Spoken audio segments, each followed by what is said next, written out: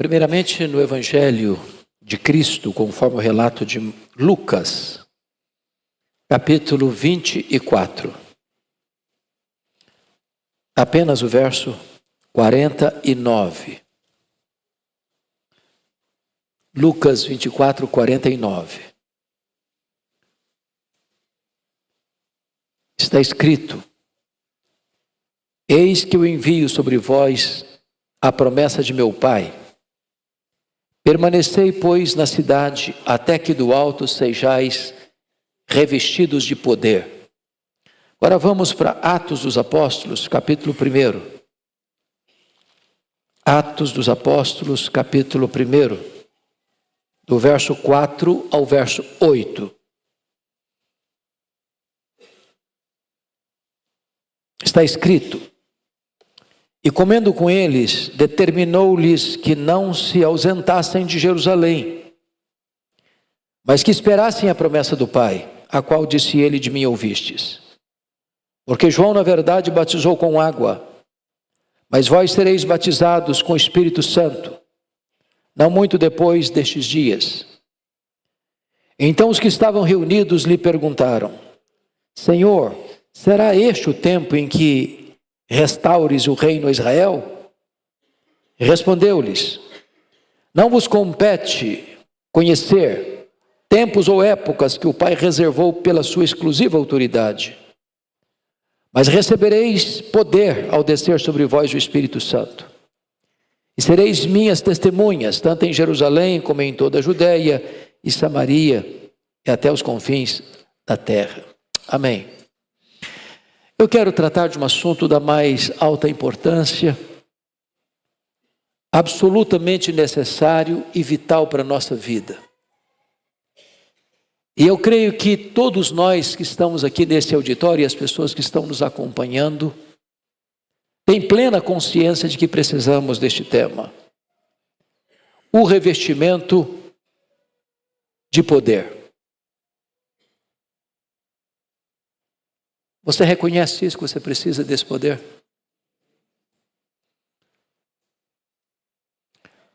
Eu tive a bênção de visitar a missão Quacis-Abanto, onde aconteceu um grande avivamento em 1966 na África do Sul. O pastor Eli Stiggin era um missionário ali já há mais de 14 anos, com resultados muito pequenos. E aconteceu um episódio lá que ele não pôde resolver, sentiu-se humilhado, envergonhado, em virtude da falta de poder. E ele tomou uma decisão drástica de abandonar a missão, de abandonar o campo, de voltar para o seu país, a Holanda. Mas quando ele estava arrumando as malas para ir embora, vem aquela voz interna, que não é audível, que é aquela convicção interior do Espírito Santo, dizendo para ele: você não precisa ir embora, e você não pode ir embora, você não deve ir embora, você precisa buscar poder. E ele parou toda a sua atividade, e ele conclamou os outros missionários, e por meses, eles se reuniram para acertar a vida com Deus. Pecados pareciam comuns, corriqueiros, que se passava por cima, sem observância, começaram a pesar no coração. Nos últimos 3 meses, eles se reuniram 3 vezes por dia, e só conseguiam chorar diante de Deus, tamanha convicção de pecados que veio sobre eles. Ao fim, depois de 3 meses de lágrimas, numa manhã, o Espírito Santo veio com grande graça e poder sobre eles. Ficaram cheios do Espírito Santo. O problema que eles não conseguiram resolver outrora é resolvido agora. Feiticeiros aos borbotões vinham às pressas para acertar a vida com Deus. E ali aconteceu um grande reavivamento espiritual. Numa fazenda foi construído um templo para 15 mil pessoas, com 3 cultos por dia. Caravanas do mundo inteiro indo ali ver o que Deus estava fazendo. Ali cegos viram, Ali tetraplégicos andaram. Ali mortos ressuscitaram. Ali dezenas de milhares foram convertidos a Cristo. Ali eles receberam o poder do Espírito Santo. Eu não tenho dúvidas, irmãos, de que hoje você e eu precisamos desse poder. E não é utópico, não é impossível, não é irreal. Há uma promessa clara, explícita do Senhor Jesus sobre isso. Porque antes de enviar a igreja ao mundo, Jesus enviou o Espírito Santo à igreja. Jesus não permitiu que os seus discípulos cumprissem a missão de irem por todo o mundo, fazendo discípulos de todas as nações, sem que antes fossem capacitados com o poder do Espírito Santo. Permanecei na cidade até que do alto sejais revestidos de poder. Eu queria então olhar dois aspectos. Primeiro, a necessidade deste revestimento de poder. E nós precisamos desse poder, primeiro, por causa do baixo nível espiritual do povo de Deus nos dias de hoje. Você tem alguma dúvida disso? Às vezes nós seguimos a vida, rotineiramente, colocando a nossa vida num piloto automático. Às vezes nós nos tornamos até mesmo religiosos. E entramos dentro de uma tradição evangélica. Aprendemos clichês, jargões. E nós levamos a vida. Mas já perdemos de longe o primeiro amor. Já perdemos de longe o entusiasmo de estudar a Bíblia, de orar, de adorar a Deus. Há um vazio na alma, há uma sequidão na mente, há uma aridez espiritual. E assim estavam aqueles discípulos. Se você percebe o contexto, começa no cenáculo, quando Jesus participa com eles da ceia. A Bíblia diz que eles se assentaram sem lavar os pés, porque esse era um papel de escravos. E discutiam a mesa quem era o mais importante. E Jesus os reprova lavando os seus pés. Quando Jesus vai para o monte das oliveiras, ele alerta Pedro que Pedro havia de negá-lo. Quando chegam no jardim do Getsêmani, no sopé do Monte das Oliveiras, na mais titânica batalha de Jesus, os discípulos dormem. Quando Pedro age na valentia da carne, cortando a orelha de Malco. Quando Jesus é levado preso para o sinédrio judaico, Pedro está lá, mas para negar a Jesus, covardemente, com blasfêmias. Quando Jesus é levado ao pretório romano, todos eles estão acovardados. Quando Jesus foi crucificado, apenas João está presente na crucificação de Jesus, os outros fugiram, tomados de medo. Quando Jesus foi sepultado, não consta nem que João estivesse presente. Quando no domingo se foi olhar o túmulo de Jesus, não foram os apóstolos, não foram os discípulos, foram as mulheres da Galileia que foram. Quando elas foram dar notícias para eles, eles estavam trancados, com medo dos judeus. Um bando de homens acovardados. E é nessa conjuntura que Jesus chega, onde eles estão reunidos, com medo, trancados entre quatro paredes. E eu fico imaginando, presbítero Hintz, que o clima era pesado, porque todos eles olhando uns para os outros, reconhecendo que eram medrosos, covardes, que na hora que a coisa aconteceu mesmo, eles fugiram, que eles não tiveram coragem de estar lá onde Jesus foi crucificado, eles não tiveram coragem de estar lá onde Jesus foi sepultado, eles não tiveram coragem de sair e botar a cara na rua para dizer que eram discípulos de Jesus. E então Jesus apareceu para eles e disse: paz seja convosco. E precisou repetir: paz seja convosco. Jesus nunca disse uma palavra sem propósito. Eles não estavam em paz. Estavam olhando uns para os outros, talvez acusando uns aos outros, censurando uns aos outros, talvez pegando muito pesado com Pedro. E diz a Bíblia que Jesus soprou sobre eles o Espírito Santo.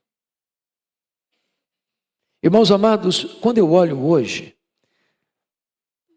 eu percebo que nós estamos lidando com o mesmo problema. Nós vivemos numa época da igreja evangélica crescendo, e até crescendo expressivamente no Brasil. Pelo menos no cenário mundial, nós nos tornamos uma igreja diferenciada.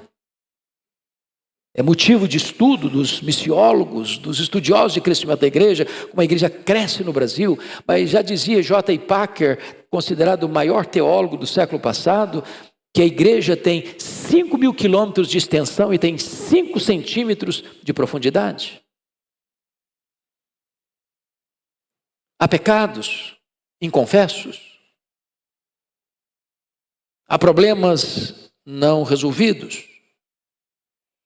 Às vezes se professa uma ortodoxia de cabeça, mas se é herege de conduta.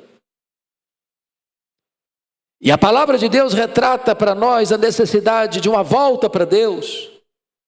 Convertei-vos a mim, diz o Senhor, de todo o vosso coração. Rasgai o vosso coração as vossas vestes. Voltai para mim com jejuns, com pranto, com choro.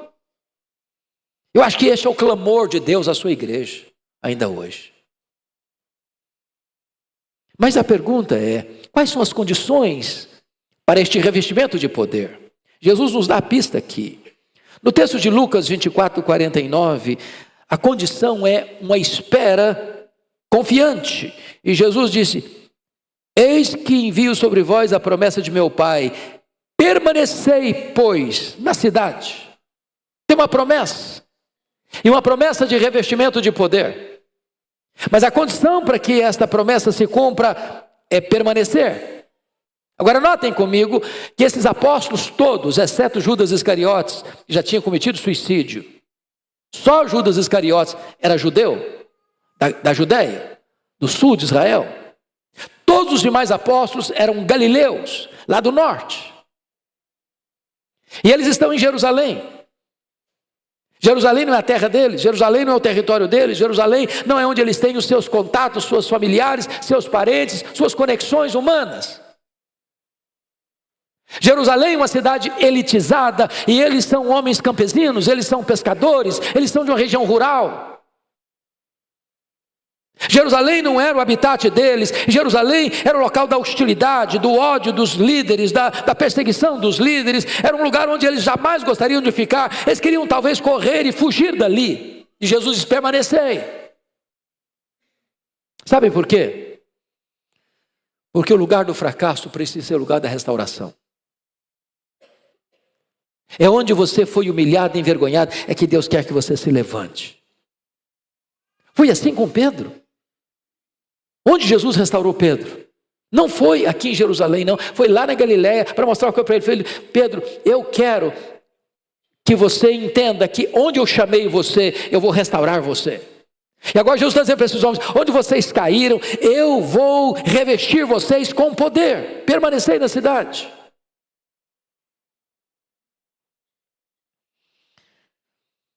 E aqui está um ponto, irmãos, que eu gostaria de frisar. Permanecer significa você não vai abrir mão, você não vai desistir, você não vai parar, até que você de fato receba poder. Busque poder. Eu não sei se você já leu um livro chamado O Pentecoste Coreano. É um livro maravilhoso. E esse livro conta a história do avivamento coreano em 1907. O contexto é que a Coreia está machucada, ferida. Primeiro porque o Japão faz da Coreia corredor para vencer a China. E ao passar pela Coreia, o imperador japonês estabelece o seu governo na Coreia como ditador e determina que os crentes adorem o imperador japonês como um deus. Para vocês terem uma ideia o que aconteceu. Só num único dia, 200 pastores foram decapitados às margens do rio Han, porque se negaram a adorar Os crentes eram presos e eram mortos com requinte de crueldade, enfiando ferpas de bambu debaixo das unhas. Depois botavam-os sentados e jogavam uma pedra de 500 quilos em cima das suas pernas. E aqueles irmãos estão sendo mortos. E o mundo está calado diante de tanta tortura e sofrimento. E eles marcam uma reunião, um retiro espiritual. Estudam 1 de João capítulo 1. Diante daquele cenário de tanta dor, de tanta injustiça, de tanta violência, e eles amargurados, feridos, machucados, humilhados, encontram ali a necessidade de acertarem a vida com Deus, de amarem uns aos outros, de perdoar uns aos outros, e ali o Espírito Santo é derramado sobre eles, e então começa o reavivamento coreano. Nós somos igreja presbiteriana no Brasil. O Evangelho chegou aqui em 1857, nosso missionário pioneiro, e lá na Coreia chegou 28 anos depois. Se nós somarmos todos os presbiterianos do Brasil, nós não temos 1,5 milhão de membros. Eles são mais de 10 milhões de membros. Só em Seul tem mais de 10 mil igrejas presbiterianas. O que aconteceu de diferente daqui e de lá? É que eles buscaram o poder. Eles precisavam desse poder e ansiaram por esse poder, e até hoje ainda buscam em oração esse poder. Nós precisamos fazer o mesmo aqui no Brasil. Mas em segundo lugar, não é apenas uma espera confiante, é uma espera perseverante. Porque nota o versículo 49, permanecei, pois, na cidade até que, grife até que. O Senhor Jesus não definiu o tempo. Ore uma semana, ore 10 dias, ore um mês, ore 6 meses. Busquem por um tempo definido, não, até que. E esse até que, irmãos, varia de lugar para lugar, de pessoa para pessoa, de igreja para igreja, de nação para nação. No caso dos discípulos, foram 10 dias. Eles se reuniram no cenáculo. 10 dias. E diz Atos 1,14 que todos perseveravam unânimes em oração. Um único propósito, uma única causa, um único motivo, um único desejo, uma única finalidade, serem revestidos com o poder do Espírito Santo. E perseveraram, e perseveraram, e perseveraram. Agora leia a história dos avivamentos e vocês verão essa mesma tônica. Essa mesma tônica. O profeta Elias orou 7 vezes. Até ver uma nuvem do tamanho da palma de uma mão, e disse: basta, a chuva virá, a chuva descerá. Jeremias Lampier, que começa uma reunião de oração em Nova York, com homens de negócio, dentro de um hotel, distribuindo um folheto ao redor. Ele começou a orar, orou sozinho, depois vieram alguns homens, depois vieram algumas dezenas de homens. Em 6 meses, tinham mais de 10 mil homens de negócio orando pelo avivamento na cidade de Nova York. E o avivamento chegou. Perseverança. Mas mais do que isso, irmãos, terceiro lugar, é uma expectativa não só perseverante, mas também com expectativa de poder. Permanecei na cidade até que do alto sejais revestidos de poder. Às vezes nós nos reunimos, mas não temos expectativa. Às vezes nós nos reunimos, mas nem sabemos muito bem o que queremos. Às vezes nós falamos, mas nem temos um propósito bem específico e definido ao orarmos ao Senhor. E o propósito aqui é revestimento de poder. E nós precisamos desse poder. E Jesus Cristo diz: errais não conhecendo as Escrituras, nem o poder de Deus. Eu acho muito curioso, porque quando eu leio Mateus 22, 29, nesse texto, tem muita gente que quer conhecer as Escrituras, mas não quer poder. Tem muita gente que quer poder, mas não quer conhecer as Escrituras. E as duas coisas não podem ser separadas. Agora a pergunta é: nós precisamos de poder para quê? Para que a igreja hoje precisa de poder? Primeiro, para sacudir o jugo do medo. Eles estão trancados. Atos, João 20, 19. Eles estão trancados com medo. Talvez hoje o problema nosso não é ficar trancado com medo, mas é o medo de abrir a boca para falar de Jesus para o taxista, para o motorista do Uber, para a pessoa que está sentada do nosso lado do metrô, pessoa que senta do seu lado no escritório, para o seu colega de trabalho na empresa. Medo de dizer quem é você. O Instituto Moody chegou à conclusão que apenas 5% dos crentes levaram alguém a Cristo. Nos calamos, nos acovardamos, nos silenciamos. Mas agora, com o revestimento de poder, esses mesmos homens que estão trancados com medo dos judeus, eles saem às ruas, eles enfrentam os açoites, eles enfrentam as prisões, eles enfrentam os reis, eles enfrentam as autoridades, eles enfrentam os sacerdócios, eles enfrentam o sinédrio, eles não têm medo nem de açoite, nem de prisão, nem da morte. Para que você ia à prisão de poder? Para sairmos, irmãos, preste atenção nisso, para sairmos da especulação teológica para o campo da ação missionária. Porque quando Jesus retoma o assunto em Atos 1:4, dizendo que eles deviam permanecer na cidade até que se cumprisse a promessa do Pai, porque João já havia batizado com água, mas não muito depois daqueles dias eles seriam batizados com o Espírito Santo. A pergunta deles foi essa: Senhor, vai ser nesse tempo que o Senhor vai restaurar o reino a Israel? Eles estão querendo discutir escatologia. Eles estão com a mentalidade distorcida acerca do que significa esse revestimento de poder. Eles estão imaginando que isso tem a ver com Israel sendo guindado a uma posição de liderança política no mundo. E Jesus tira deles esse falso entendimento e diz: não, vocês estão entendendo errado. Aliás, não compete a vocês nem cronos, nem kairós, nem tempo, nem épocas, mas recebereis poder ao descer sobre vós o Espírito Santo e sereis minhas testemunhas. Tem hora, amados irmãos, que eu acho que nós nos reunimos muito mais para discutir do que para agir. Discutimos a obra mais do que fazemos a obra. Eu acho que vir à igreja é um privilégio. Ser um aluno da escola bíblica dominical é uma bênção. Estudar a Bíblia é uma coisa fascinante. Você poder fazer um curso bíblico e aprofundar-se ainda mais no estudo da Bíblia é uma coisa magnífica, mas muitas vezes, meus amados irmãos, nós nos reunimos para discutir a obra, para falar da obra, para discutir a obra, para aprofundar na obra, mas nunca entramos em campo para fazer a obra. E o revestimento de poder não é para discutir, é para fazer.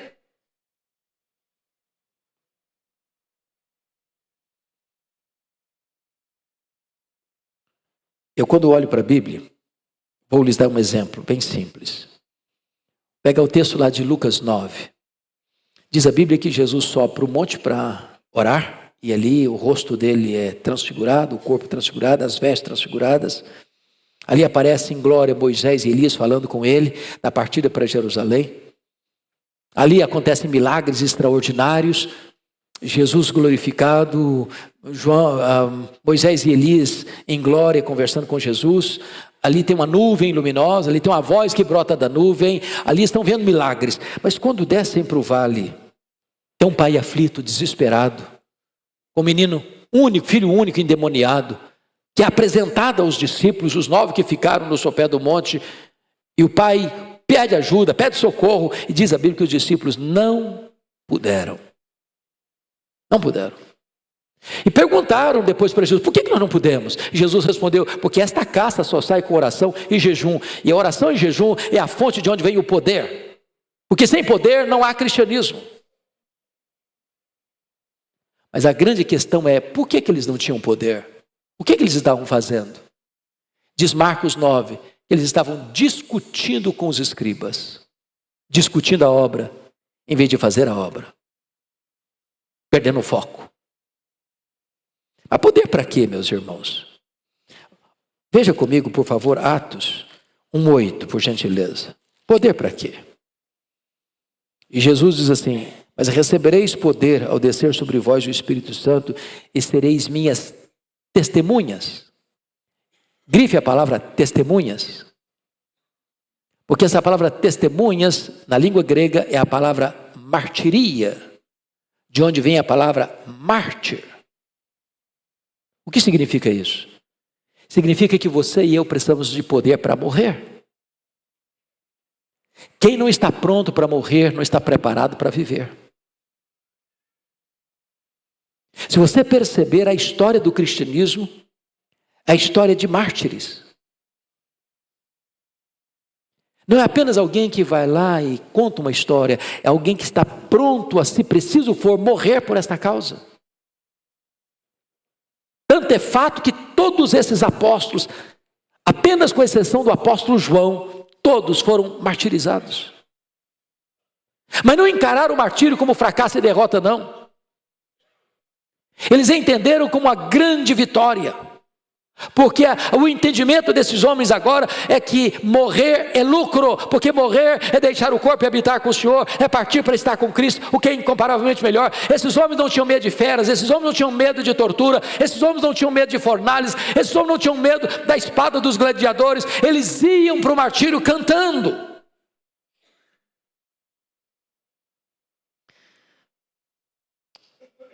Quando eu fui para a Coreia, o que mais me marcou de todas as visitas que eu fiz foi visitar o Museu dos Mártires. Porque ali tem, naquele museu, várias salas, vários ambientes, e você encontra os quadros com a fotografia de todos os mártires, desde crianças, jovens, velhos, pastores, leigos, homens, mulheres. Mas todos os quadros têm a mesma moldura, o mesmo tamanho, para dizer o seguinte: não tem nenhum mais importante que o outro. Todos deram a vida por Cristo pela sua fé. Quando você está saindo do museu, já na porta de saída para fora do museu, tem um quadro onde todos param um pouco mais. E você, curioso, não conhece a história direito, observa que na frente tem algumas pessoas que olham para esse quadro e saem emocionadas. E eu fiquei curioso para saber que mártir era aquele, que história era aquela, porque abaixo da descrição da fotografia do mártir tinha o nome dele, a história dele, em frases resumidas. E quando eu cheguei, eu fiquei pasmo, porque não tinha uma fotografia, tinha um espelho. E a frase é esta: você pode ser o próximo mártir. A questão é, até que ponto eu estou preparado para isso? Só com o poder do Espírito Santo. Sem poder, nós não estaremos preparados. Uma das histórias mais dramáticas que li foi na cidade de Incheon, pastor, a esposa e 3 filhos vieram os algozes e disseram para esse pastor: se você não negar Jesus, nós vamos enterrar sua família viva na sua frente. E o pastor não negou o nome de Jesus. Abriram uma grande cova, jogaram o pastor, a sua mulher e os seus filhos dentro daquela cova e começaram a jogar terra. Quando a terra já estava chegando ao pescoço, a morte mostrando a carranca, os filhos gritaram: papai, socorro, socorro! A mãe reagiu. As mulheres são mais corajosas.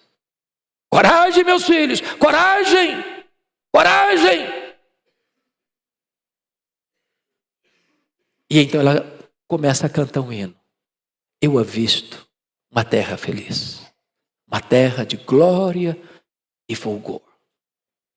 E ela, o marido e os filhos começaram a cantar com todo entusiasmo, até que os escombros silenciaram a voz de todos. Mas a história narra que naquele local, centenas de pessoas, por causa desse testemunho, creram no Senhor Jesus e participaram de uma igreja viva e operosa. Precisamos de poder, meus irmãos, de poder.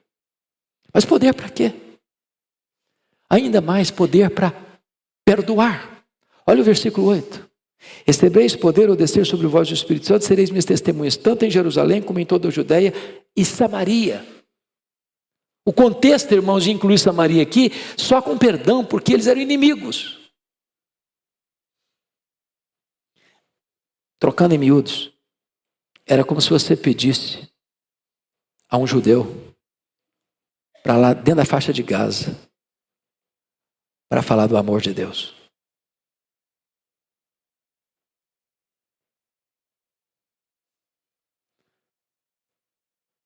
É para você entrar num território onde a concepção era: se você casar judeu com uma mulher samaritana, nós vamos fazer o seu funeral simbolicamente. Você morreu para nós. Era a ideia de que comer um pão de samaritano é comer pão imundo. Esse mundo, irmãos, levanta muitas paredes de inimizade. Mas onde o poder do Espírito Santo desce, o Evangelho avança, os muros são quebrados. O perdão é estabelecido.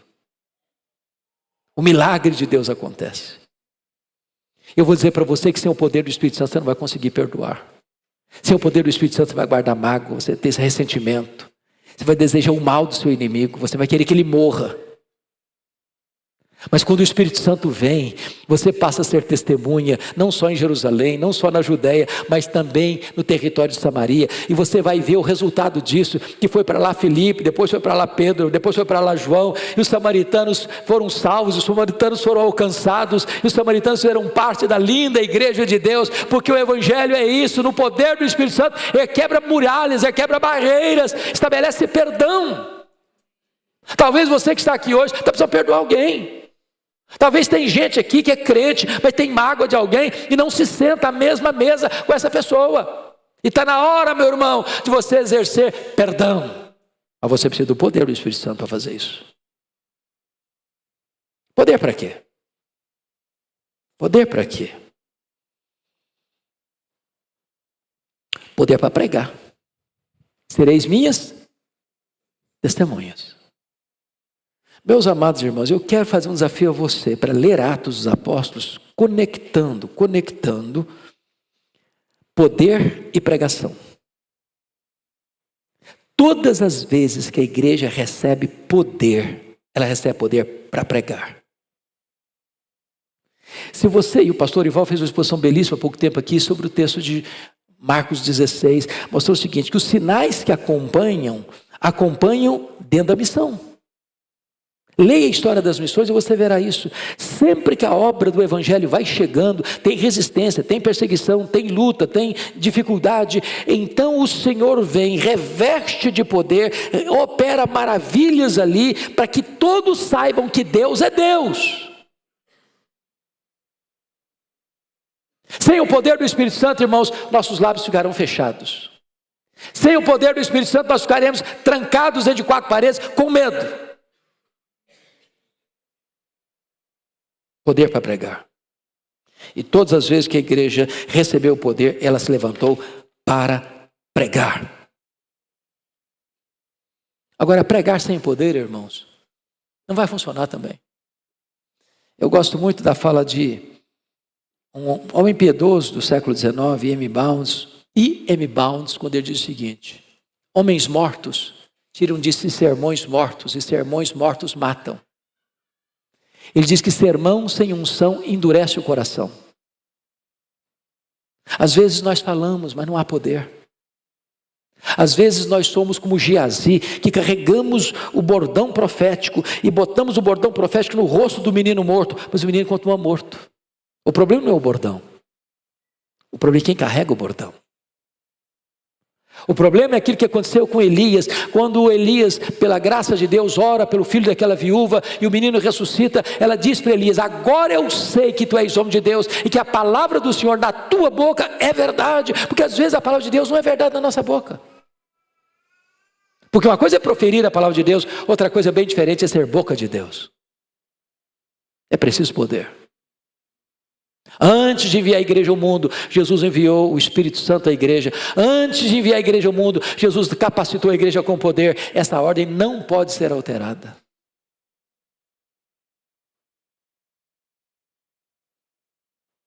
Eu quero concluir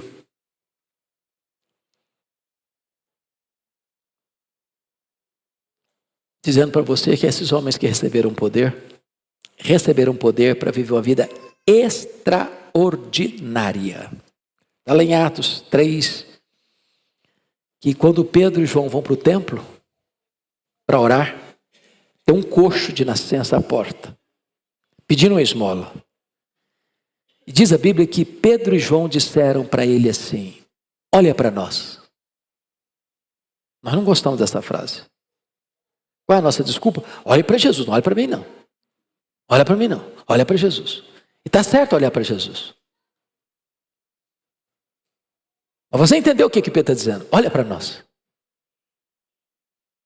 Olha para nós. O que ele está dizendo é o seguinte: nós andamos com o Senhor. Nós conhecemos o Senhor. Nós temos vida com Deus. Nós temos experiência com Deus. Olha para nós.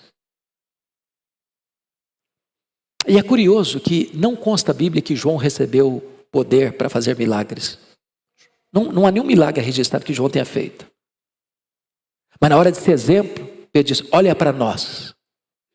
Mas na hora do milagre, Pedro disse: eu não tenho prata nem ouro, mas o que eu tenho, isso eu te dou. Em nome de Jesus o Nazareno, levanta e anda.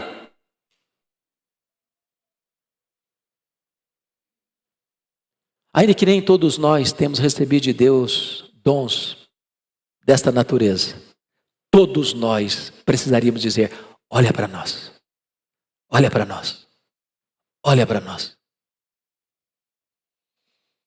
E a pergunta que eu faço a você hoje, nesta manhã, é esta: honestamente, diante de Deus, você que conhece a sua vida,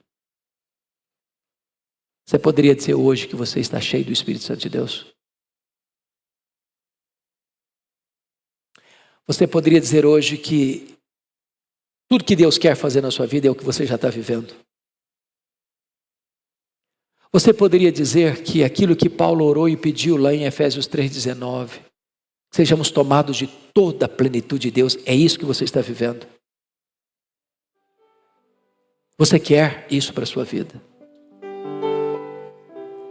Você já está vivendo aquela experiência dos rios, o rio de Deus, que começa nos artelhos, depois nos joelhos, depois nos lombos, e depois de um rio tão caudaloso, que você precisa ser levado por essas águas? É isso que você quer para a sua vida? É isso que você precisa? É isso que você deseja?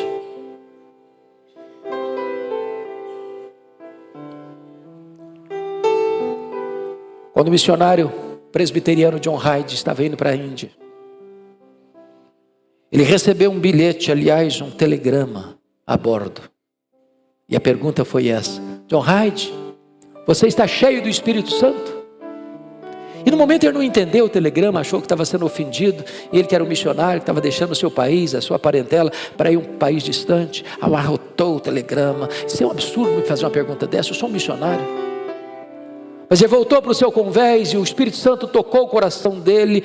E ele caiu de joelhos: meu Deus, eu estou indo para a obra missionária e eu não estou cheio do teu Espírito. Eu não estou cheio do teu Espírito. Senhor, não me permita ir sem a plenitude do teu Espírito. Não me permita começar a obra sem a plenitude do teu Espírito, Senhor. Ele fez um pedido para Deus: eu quero batizar uma pessoa, em média, por dia, no primeiro ano do meu ministério. E batizou mais de 360 pessoas naquele ano. Ele dobrou a oração, Deus, eu quero 2 pessoas em média por dia. E no segundo ano ele batizou mais de 1000 pessoas. Eu não estou perguntando se você é presbiteriano, não estou perguntando se você é reformado, calvinista, não estou perguntando se você é da 2ª, 3ª ou 4ª geração de presbiteriano, de crente. Eu estou perguntando a você hoje: se você está cheio do Espírito Santo de Deus? É isso que você quer? É isso que você precisa? É isso que eu preciso? Vamos ficar em pé. Vamos orar.